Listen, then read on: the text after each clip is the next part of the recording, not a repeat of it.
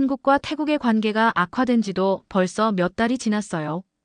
이런 상황 속에서 태국인들의 반응은 다양해요. 일부는 불법 체류 문제를 반성하며 상황을 진지하게 받아들이는 반면 여전히 반성 없이 단순히 한국을 반대하는 목소리만 높이는 사람들도 있어요. 이 글은 그 혼란스러운 시기를 경험한 방콕의 한 관광 가이드의 이야기예요. 제 이름은 수다라이예요. 방콕에서 태어나고 자랐어요. 방콕은 아름다운 도시로 유명하지만 막상 살아보면 관광객들이 보는 것과는 많이 달라요. 저는 방콕 시내를 종일 돌아다니며 관광객들을 안내하는 가이드로 일해요. 다른 사람들은 여행을 꿈꾸며 설레지만 저에게는 매일이 비슷해요. 다른 점이 있다면 제가 만나는 사람들은 늘 외국인들이라는 거예요. 특히 한국 관광객들과 함께 일하는 것을 좋아해요. 그분들은 저와 잘 맞는 것 같아요. 웃으면서 고맙다고 말하고 태국 음식을 즐기며 문화에도 관심이 많아요. 사실 한국 드라마나 케이팝 같은 이야기를 들을 때마다 저도 살짝 그 문화에 빠져들곤 해요. 그분들이 물어보는 질문들은 보통 이 음식은 뭐예요? 여기 어디서 찍었어요? 같은 것들이에요. 가끔은 제가 한국어를 배워야 하나 싶을 정도로 많은 질문들이 쏟아져요. 몇 달 전의 일이에요. 한국에서 온 단체 관광객 20명을 맡았는데 모두 밝은 얼굴로 저를 따라왔어요. 첫 인상부터 좋아 보였어요. 특히 한 아주머니는 파파야 샐러드 얘기를 하며 물어보셨어요. 가이드님, 이거 솜땀 맞죠? 많이 매운가요? 저는 웃으면서 대답했어요. 네, 솜땀이 맞아요. 매콤한데 진짜 맛있어요. 태국 오셨으면 꼭 드셔보셔야 해요. 아주머니가 한 입 드시더니 놀라서 눈이 동그래졌어요. 와, 진짜 매워요. 근데 계속 먹고 싶어지네요. 그 말에 다들 한바탕 웃음이 터졌고 저도 덩달아 기분이 좋아졌어요. 그렇게 투어는 유쾌하게 진행됐어요. 태국의 유명 사원들을 돌며 사진을 찍고 길거리 음식도 맛보고 야시장에서 쇼핑도 했어요. 한국 관광객들은 진짜 잘 웃고 작은 일에도 감동을 해요. 저는 그걸 보면서 이 일을 참 잘 선택했다고 느꼈어요. 비록 힘든 날도 많지만 이렇게 밝게 웃는 모습을 보면 피로가 싹 풀려요. 그런데 저녁이 되면서 분위기가 조금 달라졌어요. 투어를 마치고 집에 돌아와 텔레비전을 켰는데 뉴스에서 한국과 태국 간의 갈등 얘기가 나왔어요. 저는 원래 뉴스를 자주 보지는 않아요. 늘 바쁘기도 하고 뉴스를 보면서 피곤해질 필요 없다고 생각했어요. 그런데 이날은 이상하게 눈길이 갔어요. 뉴스에서는 이렇게 말했어요. 한국 정부가 태국인의 불법 체류 문제를 이유로 입국 심사를 강화했습니다. 이에 태국 정부도 대응 조치를 논의 중입니다. 그 말을 듣자마자 머리가 띵했어요. 저는 매일 한국 관광객들과 일하고 그분들이 방콕에 오는 이유를 만들어주는 사람이에요. 그런데 이런 일이 생긴다니 도대체 왜 이렇게 된 건지 이해가 안 됐어요. 물론 불법 체류 문제가 크다고 하지만 그게 관광업과 무슨 상관인지 모르겠어요. 저는 그저 한국에서 오신 분들이 태국의 아름다움을 즐기고 돌아가시길 바랄 뿐인데 이런 정치적인 문제 때문에 일이 복잡해진다는 게 속상했어요. 그 후로 며칠 동안 뉴스를 챙겨보게 됐어요. 상황이 점점 심각해지고 있었어요. 태국에서도 한국 기업이나 상품에 대한 보복 조치가 논의되고 있다는 소식이 들렸어요. 저는 그 얘기를 들으면서 속이 답답했어요. 태국과 한국이든 서로에게 의지하는 부분이 많은데 이런 식으로 멀어지는 게 과연 좋은 일인지 모르겠어요. 그렇게 하루하루 지나면서도 저는 한국 관광객들을 계속 맞이했어요. 그런데 어딘가 예전과는 달랐어요. 어떤 분들은 태국 공항에서 입국 심사를 받는 동안 불쾌한 경험을 했다고 했어요. 가이드님, 공항에서 너무 오래 기다렸어요. 왜 우리만 이렇게 대하는 거예요? 그분들의 불만은 저에게 직접적인 화살은 아니었지만 듣는 내내 가슴이 무거워졌어요. 그러다 보니 저도 모르게 내일이 걱정되기 시작했어요. 이 갈등이 더 커지면 제가 좋아하는 이 일이 사라질 수도 있겠구나 싶었어요. 한국 손님들과 웃고 떠들며 투어를 다니는 게 당연하게 느껴졌는데 그게 점점 흔들리는 것 같아 마음이 불안했어요. 아직은 큰 변화가 없었지만 무언가 큰 일이 터질 것 같은 예감이 들었어요. 그렇게 조용히 하지만 무겁게 첫 번째 갈등의 그림자가 다가오고 있었어요. 며칠째 뉴스가 온 나라를 들썩이게 하고 있었어요. 한국이 태국인 입국 규제를 강화했다는 소식이 들렸어요. 그날 아침 스마트폰에서 푸시 알림이 울렸어요. 한국, 태국인 입국 심사 강화 조치 발표라는 제목이었어요. 상황이 복잡해졌어요. 이건 단순한 규제가 아니었어요. 몇 주 전부터 한국이 태국인을 겨냥해 강경하게 나오고 있다는 말이 계속 돌고 있었어요. 그날 투어팀은 방콕에 있는 외국 관광객들, 그 중에서도 일본과 호주 사람들로 구성됐어요. 처음엔 평소처럼 일정을 소화하며 관광지로 안내했어요. 그런데 점심쯤 되었을 때 카페에 앉아있던 손님 중 한 분이 저를 불렀어요. 가이드님, 이거 아세요? 태국 사람들이 한국 공항에서 입국 거부당했다는 소식이 있던데요. 뭐라고요? 저는 깜짝 놀라서 물었어요. 네, 한국에 도착한 태국 관광객들이 공항에서 바로 돌려보내졌대요. 인터넷에서 영상까지 돌고 있다던데요. 그 말을 듣고 머리가 띵했어요. 그런 일이 벌어질 수 있다는 걸 상상도 못했어요. 바로 스마트폰을 꺼내 검색했어요. 한국 공항에서 태국 관광객들이 입국 심사 과정에서 차별적인 대우를 받고 있다는 뉴스가 떠 있었어요. 그중 몇몇은 공항에서 몇 시간씩 대기하다 결국 입국이 거부됐다는 기사까지 있었어요. 투어를 마치고 집으로 돌아오는 길, 머리가 복잡해서 아무 말도 할 수 없었어요. 지금 이게 무슨 상황인지 이해조차 되지 않았어요. 태국과 한국은 항상 좋은 관계를 유지해왔는데 이게 어떻게 이렇게 꼬여버릴 수가 있는 거지? 집에 도착해서 바로 텔레비전을 켰어요. 뉴스에서는 이미 이 사건이 큰 이슈로 떠올랐다고 했어요. 인터뷰에 나온 태국인들은 분노를 감추지 못했어요. 왜 우리가 이런 대우를 받아야 합니까? 한국은 우리를 친구로 대하는 게 아니라 범죄자 취급을 하고 있어요. 이런 말들이 쏟아져 나왔어요. 며칠이 지나면서 상황은 점점 더 심각해졌어요. 태국 사람들 사이에서는 반한 감정이 빠르게 퍼지고 있었어요. SNS에서 한국 제품 불매운동 같은 움직임이 시작됐고 몇몇 단체에서는 시위까지 열렸어요. 공항에서 쫓겨난 태국 관광객들의 인터뷰 영상이 돌면서 사람들의 분노는 더욱 커졌어요. 그날 저녁 친구와 통화하다가 이런 얘기를 나눴어요. 미야, 이 상황 진짜 심각해지는 것 같아. 우리 일도 영향을 받을 것 같지 않아? 그러게 말이야. 지금 한국 손님들은 확실히 줄었어. 앞으로는 더 나빠질지 몰라. 미아는 저와 같은 가이드로 일하는 친구였어요. 저보다 먼저 이 일이 어떻게 우리 생계를 위협할지 걱정하기 시작했어요. 우리가 뭘 할 수 있겠어? 그냥 가만히 있어야지. 그냥 가만히 있다고 될 일이 아니야. 이대로 가다간 우리 투어 일 자체가 없어질 수도 있어. 그녀의 말이 맞았어요. 하지만 그렇다고 제가 뭘 할 수 있는 상황도 아니었어요. 며칠 후 태국 뉴스에서 또 다른 사건이 터졌어요. 한국의 한 관광지에서 태국인 관광객이 입국 심사 과정에서 겪었던 차별을 폭로했다는 내용이었어요. 그 기사를 본 사람들은 더 이상 참지 못하고 SNS에서 한국을 비난하기 시작했어요. 우리나라 사람들이 이런 대우를 받아야 하는 이유가 뭐냐는 말들이 넘쳐났어요. 이런 분위기 속에서 저는 점점 더 무력감을 느꼈어요. 지금 제가 할 수 있는 건 아무것도 없었어요. 그저 제 일이 계속될 수 있기를 빌며 하루하루를 버티고 있었어요. 그런데 이 상황은 저에게 점점 더 가까이 다가오고 있었어요. 다음 주에 예정된 투어 예약이 줄줄이 취소되기 시작했기 때문이에요. 그때야 저는 깨달았어요. 이건 단순한 정치적 갈등이 아니었어요. 이제는 제 생계와 직접적으로 연결된 일이었어요. 그런데 제가 뭘 할 수 있을까요? 그래도 이대로 손을 놓고 있을 수는 없었어요. 그래서 대체 무슨 일이 벌어지고 있는지 알아보려고 인터넷을 뒤지기 시작했어요. 처음엔 단순히 한국 정부가 태국인 입국 규제를 강화하고 많은 태국인을 강제 추방했다는 뉴스만 보였어요. 저도 처음엔 왜 우리를 이렇게 대하는 거지? 라는 생각뿐이었어요. 하지만 조금 더 찾아보니 그게 다가 아니었어요. 태국인 불법 체류 문제라는 단어가 자꾸 눈에 띄었어요. 처음엔 그저 흔한 정치적 구실이라고 생각했는데 기사 몇 개를 읽다 보니 생각이 달라졌어요. 한국에서 많은 태국인이 불법적으로 체류하며 범죄에 연루된 사례가 있었던 거예요.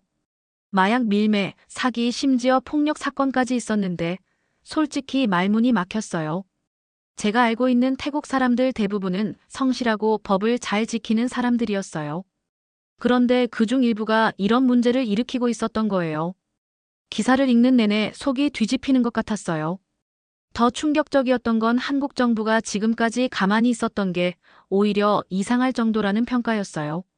몇 년 동안 이런 문제가 누적되어 왔는데 이제서야 본격적으로 대응을 시작한 거라고 했어요. 그런데도 다른 태국 사람들은 이런 사실에는 관심이 없어 보였어요.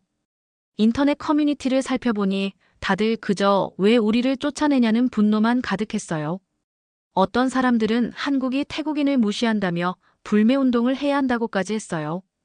그걸 보면서 마음이 착잡했어요.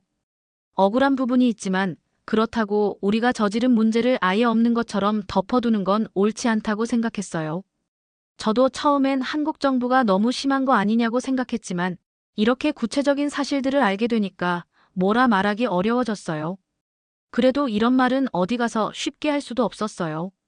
분위기가 이미 격앙되어 있었고 누구 한 명이라도 우리도 잘못한 부분이 있다는 말을 하면 그 사람은 바로 배신자 취급을 받을 테니까요. 그날 밤 저는 컴퓨터 앞에 앉아 창밖을 멍하니 바라봤어요.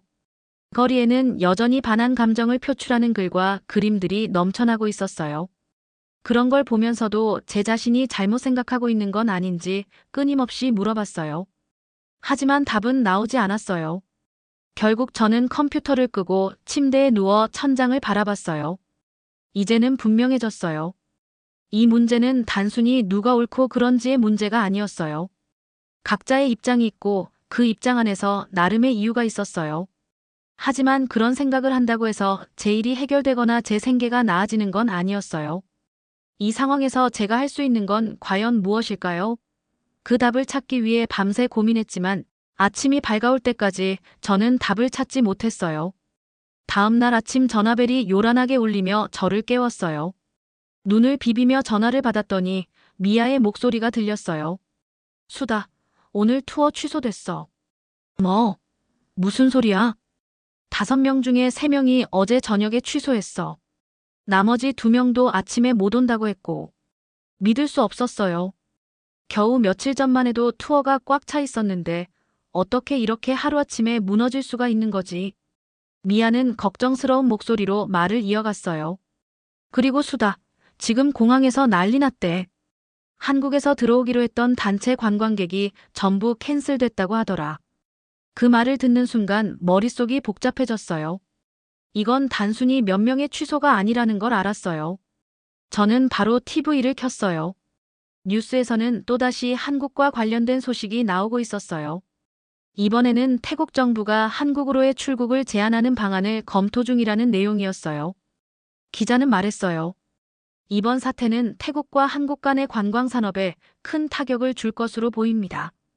특히 한국 관광객들을 주로 상대해온 태국 내 여행사와 가이드들에게는 치명적일 수 있습니다. 저는 속으로 생각했어요. 치명적일 수 있다고요? 지금 당장 제 생계가 무너지고 있는데 이보다 더 치명적일 수가 있나요? 그날 오후 미아랑 만나기로 했어요. 평소엔 북적이던 카페도 한산했어요. 자리에 앉자마자 미아가 말했어요. 우리 일 진짜 이대로 끝나는 거 아니야? 저도 대답하지 못했어요. 저도 똑같은 생각을 하고 있었어요. 아니, 어쩌면 미아보다 더 절망적이었을지도 몰라요. 수다, 너도 알잖아. 지금 한국 손님이 우리 수입의 절반 이상을 차지했어. 근데 이렇게 가면 우리 한 달도 못 버틸걸. 나도 알아. 근데 우리가 뭘 할 수 있겠어?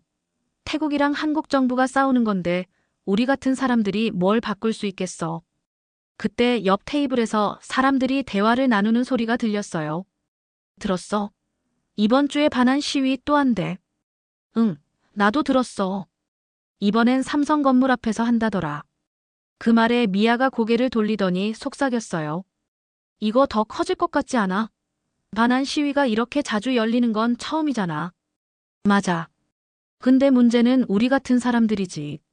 시위하는 사람들은 뭐 자기 목소리 낼 수 있겠지만 우리는 그 여파를 다 뒤집어 써야 하잖아.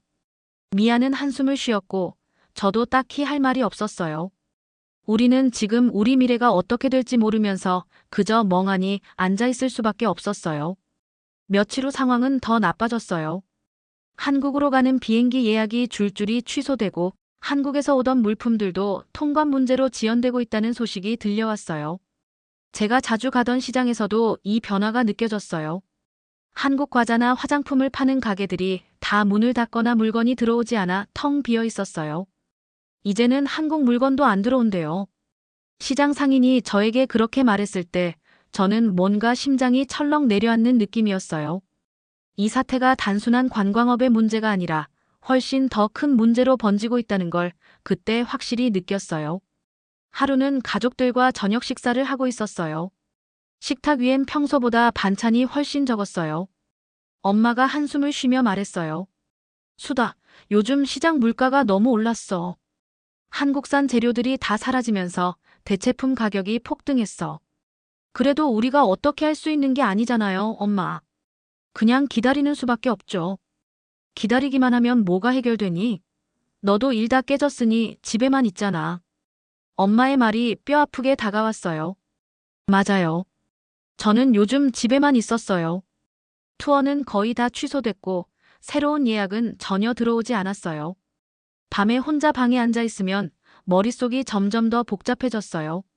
한국에 가려다가 공항에서 쫓겨났다는 사람들의 인터뷰 영상이 계속 떠오르고 그로 인해 시작된 반한 감정이 얼마나 빠르게 퍼지고 있는지도 알겠어요. 하지만 이런 상황에서 제가 할 수 있는 게 뭐가 있을까요? 우리 이대로 괜찮을까? 혼잣말로 내뱉은 질문이 방 안에 울려 퍼졌어요. 며칠째 머릿속이 어지럽고 가슴이 답답했어요. 도저히 집에만 있을 수가 없어서 혼자 거리로 나갔어요. 거리는 여전히 혼란스러웠어요. 반한 시위가 끝난 지 하루도 채 안 됐는데 거리는 시위의 흔적으로 뒤덮여 있었어요. 한국 기업 간판에는 검은 스프레이로 욕설이 쓰여 있었고 유리창은 깨져 있었어요. 이게 우리에게 무슨 도움이 된다는 거지? 저는 그렇게 생각하면서도 반대로 이렇게라도 하지 않으면 뭐라도 바뀔 리 없다는 마음도 이해는 됐어요. 하지만 그 피해는 고스란히 저 같은 사람들에게 돌아온다는 사실이 더 괴로웠어요. 며칠 동안 저는 고민만 했어요. 하지만 아무리 생각해도 답이 안 나왔어요. 제가 이 일을 그만두면 다른 일을 할 자신도 없었고, 그렇다고 지금처럼 손을 놓고 있을 수도 없었어요. 그러다 문득 오래전부터 생각만 하고 실행하지 못했던 아이디어가 떠올랐어요. 그래, 온라인 플랫폼을 한번 만들어보자. 이 말이 제 머릿속에서 떠오르던 순간 제 가슴이 조금 뛰는 느낌이 들었어요. 오래전부터 생각만 해오던 아이디어였어요. 태국 문화를 제대로 보여주고 태국을 이해하고 싶은 한국인들과 소통할 수 있는 공간, 태국에 오지 못하는 사람들에게 온라인으로라도 우리의 아름다움과 진심을 전하는 그런 곳 말이에요. 다음 날 저는 미아를 찾아갔어요. 미아야, 나 아이디어가 있어. 뭔데? 설마 또 무슨 투어 기획 같은 건 아니겠지? 아니야, 이번엔 온라인 플랫폼이야. 우리 같은 사람들이 태국 문화를 직접 보여주고 소통할 수 있는 공간을 만드는 거지. 미아는 처음엔 말도 안 된다는 듯 고개를 저었어요. 야, 지금 상황에서 그런 거 한다고 누가 봐? 한국 사람들이 태국 싫어하는 거 몰라. 그런 사람들한테 우리가 뭘 보여줘? 그러니까 지금 해야 돼. 저는 진지한 목소리로 말했어요. 미아야, 생각해봐. 이 상황이 계속되면 우리는 계속 서로를 오해하고 점점 더 멀어질 수밖에 없어. 우리가 먼저 손 내밀지 않으면 이 관계는 영원히 고쳐지지 않을 거야. 그리고 이건 단순히 우리만을 위한 게 아니야. 한국에서도 분명히 우리 이야기를 듣고 싶어 하는 사람들이 있을 거야. 아직 우리를 오해하는 사람들 말고 진짜로 우리를 알고 싶어 하는 사람들. 미아는 제 말을 듣고 한참 동안 아무 말도 하지 않았어요. 하지만 마침내 고개를 끄덕이며 이렇게 말했어요. 좋아, 한번 해보자. 근데 내가 말한 대로 진짜로 될지는 모르겠다. 하지만 나도 이제 뭔가 해보고 싶어. 그렇게 우리는 일을 시작했어요. 처음엔 어디서부터 시작해야 할지도 몰랐어요. 컴퓨터 하나 놓고 서로 의견을 내다보면 싸우기 일쑤였어요. 그래도 한 가지는 확실했는데 진심을 담은 콘텐츠를 만들어야 했어요. 첫 번째로 올린 글은 태국의 음식 이야기였어요. 똠얌꿍이나 팟타이처럼 세계적으로 알려진 음식뿐만 아니라 작은 시골 마을에서만 맛볼 수 있는 특별한 요리들, 그 요리들에 담긴 이야기를 풀어냈어요. 다음은 태국의 전통 춤과 예술, 그리고 미소 뒤에 숨겨진 태국 사람들의 진심이었어요. 웹사이트를 오픈했을 땐 정말 아무 반응이 없었어요. 방문자 수는 손가락으로 꼽을 정도였고 몇 주 동안은 저희끼리 우리가 왜 이걸 하고 있지? 하며 한숨만 쉬었어요. 그러던 어느 날 첫 번째 댓글이 달렸어요. 정말 감사합니다. 태국에 갈 수 없는 상황인데 이런 콘텐츠를 보니 태국을 조금 더 이해할 수 있게 됐어요. 미아는 그 댓글을 보고는 환호성을 질렀어요. 수다야, 봤어? 누군가 우리가 만든 글을 보고 태국을 더 이해하게 됐대. 저는 그 댓글을 읽고는 눈물이 날 뻔했어요. 비록 작은 시작이었지만 우리가 가고 있는 길이 헛되지 않다는 걸 느꼈어요. 그 후로 웹사이트에 사람들이 조금씩 모이기 시작했어요. 어떤 사람은 태국 음식을 배우고 싶다며 질문을 올렸고 또 어떤 사람은 태국 사람들의 일상 이야기가 궁금하다며 메시지를 남겼어요. 한국인들 중에도 태국 문화를 존중하고 좋아하는 사람들이 이렇게 많다는 걸 새삼 깨달았어요. 그렇게 몇 달, 몇 년이 지나면서 우리의 커뮤니티는 점점 커졌어요. 미아와 저는 그 안에서 한국인들과 태국 문화를 공유하며 새로운 희망을 발견했어요. 가끔 거리를 걸을 때 아직도 반한 시위의 흔적들이 남아있어요. 깨진 유리창, 스프레이로 지워지지 않는 문구들. 그런 걸 볼 때면 그때의 혼란이 떠오르곤 해요. 하지만 이제는 그 흔적이 두렵지 않아요. 왜냐하면 그 혼란 속에서도 우리는 새로운 길을 찾았으니까요. 이 경험을 통해 제가 배운 건 하나였어요. 상대방이 아무리 우리를 오해하고 등을 돌린다 해도 우리가 진심으로 다가가면 언젠가는 마음이 통한다는 거예요. 물론 그 과정은 쉽지 않아요. 때로는 우리가 틀릴 수도 있고, 때로는 아무런 반응도 없을 수도 있어요. 하지만 누군가는 반드시 그 손을 잡아줄 거라는 걸 믿게 됐어요. 결국 우리가 만든 웹사이트는 단순한 플랫폼 이상의 의미를 갖게 됐어요. 태국과 한국을 연결하는 작은 다리가 된 거예요. 그 다리를 통해 우리는 서로의 문화를 배우고 서로를 조금 더 이해하게 되었어요.